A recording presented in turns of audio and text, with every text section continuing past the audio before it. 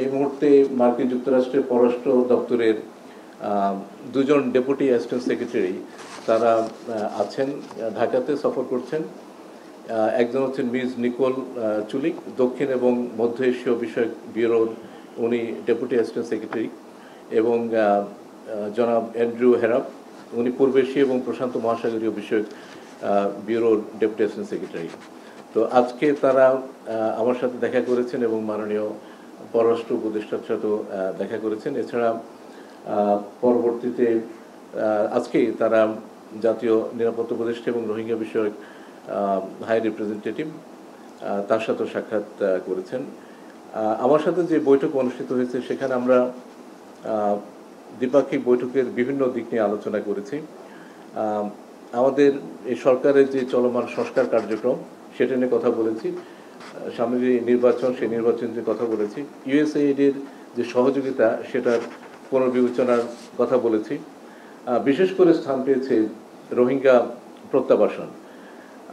আগামী সেপ্টেম্বরে নিউ ইয়র্কে আপনারা জানেন যে রোহিঙ্গা বিষয়ে একটা উচ্চ পর্যায়ের সম্মেলন অনুষ্ঠিত হওয়ার কথা রয়েছে, এবং এই রোহিঙ্গা প্রত্যাবাসনে আমরা তাদের রাজনৈতিক এবং মানবিক সহায়তা অব্যাহত রাখার জন্য অনুরোধ জানিয়েছি।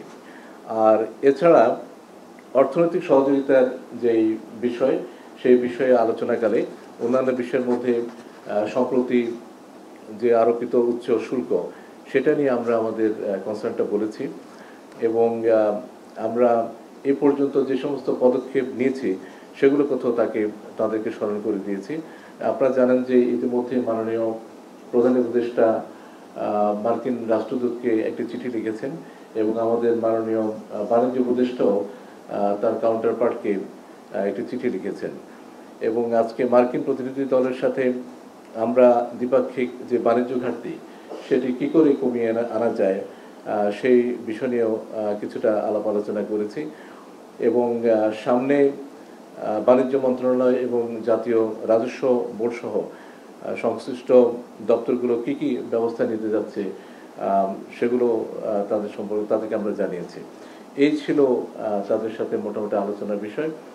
রোহিঙ্গা প্রসঙ্গটা একটু বড়ভাবে আমরা আলোচনা করেছি, এবং আমরা এই দীর্ঘস্থায়ী যে সমস্যা সেই সমস্যা সমাধানের উপরে জোর দিয়েছি। সে 90 দিনের পজের মধ্যেই আমরা কি করে এই যে নতুন বাস্তবতার প্রেক্ষিতে আমাদের দেশের ভেতরে যে সমস্ত স্টেক হোল্ডার আছেন তাদের সাথে কথাবার্তা বলে একটা পথ বের করতে পারি, সেটা নিয়ে আমরা সময়টা ব্যয় করব।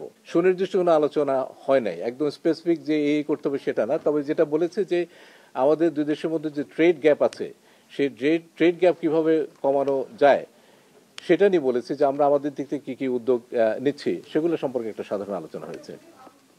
না, মনে রাখবেন এটা 15 থেকে 20 মিনিটের মতো একটা আলোচনা ছিল, তো কাজে এর মধ্যে কোনো বিষয় নিয়ে খুব ডিটেলস আলোচনার সুযোগ অনেক সীমিত।